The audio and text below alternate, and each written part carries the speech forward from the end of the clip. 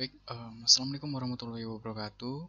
Saya Erwan Fatoni, NPM G1D018006. Pada kesempatan ini saya akan menjelaskan atau mempresentasikan materi mengenai interface dan jenis-jenis interface. Baik, apa itu interface? Ya, interface merupakan mekanisme komunikasi antar pengguna atau user dengan sistem. Jadi, interface ini komunikasi antar user. Interface dapat menerima informasi dari pengguna atau user dan memberikan informasi kepada user untuk membantu mengarahkan alur penelusuran masalah sampai ditemukan suatu solusi. Interface berfungsi untuk menginput pengetahuan baru ke dalam basis pengetahuan sistem pakar, menampilkan penjelasan sistem dan memberikan panduan pemakaian sistem secara menyeluruh, step by step, sehingga pengguna mengerti apa yang akan dilakukan terhadap suatu sistem. Kemudian jenis-jenis interface, antara lain yang pertama, Infrared Data, IRDA, adalah organisasi internasional yang menciptakan dan mempromosi standar interoperabilitas dengan harga yang murah, yaitu Infrared Data Interconnection. IRDA sudah memiliki kumpulan protokol data transfer. Saat ini, adapter IRDA dapat support untuk serial dan paralel. Kemudian ada beberapa fitur penting pada infrared data, antara lain jangkauan hingga 1 meter atau dapat diperluas panjang 2 meter. Kemudian ada komunikasi berbasis bidirectional atau komunikasi dua arah, memerlukan perangkat tambahan untuk melakukan komunikasi. Kemudian data transmisinya mulai dari 9600 byte per second hingga ada sampai 4 megabyte per second. Data paket diproteksi dengan cyclic redundancy check atau CRC. Contohnya CRC 16 untuk IRDA kecepatan sampai 1152 megabyte per second dan CRC 32 pada 4 megabyte per second.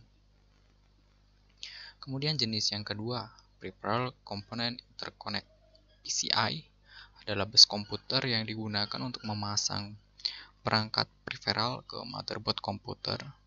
Ini adalah bus I/O lokal paling populer yang digunakan saat ini. PCI menyediakan jalur data bersama antara CPU dan pengontrol peripheral di setiap model komputer, dari laptop ke mainframe. Tujuannya dibentuknya bus ini adalah untuk menggantikan bus ISA yang sebelumnya digunakan dalam komputer IBM PC atau kompatibelnya.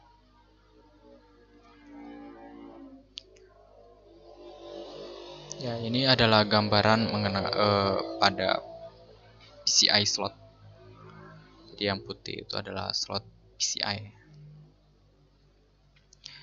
Kemudian jenis yang ketiga, ISA, Industri Standar Arsitektur, adalah sebuah arsitektur bus dengan bus data selebar 8 bit yang diperkenalkan dalam BMPC 5150 pada tanggal 12 Agustus tahun 1981. Bus ISA diperbarui dengan menambahkan bus data selebar menjadi 16 bit pada IBM PC pada tahun 1984, sehingga jenis bus ISA yang beredar pun terbagi menjadi dua bagian, yakni ISA 16 bit dan ISA 8 bit. ISA merupakan bus dasar dan paling umum digunakan dalam komputer IBM PC hingga tahun 1995, sebelum akhirnya digantikan oleh bus PCI yang diluncurkan pada tahun 1992.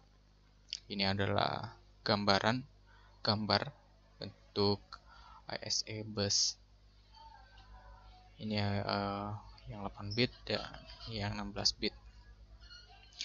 Kemudian jenis yang keempat, High Definition Multimedia Interface, HDMI, adalah salah satu interface peralatan audio video digital tanpa kompresi yang didukung oleh industri. HDMI menyediakan antarmuka antara beberapa sumber audio atau video digital yang cocok, ya, seperti set-top box, pemutar DVD atau penerima AV, serta audio digital dan atau monitor video yang cocok ya, seperti televisi digital di TV. Ya, ini sering digunakan pada ini televisi ya, smart televisi saat ini ya.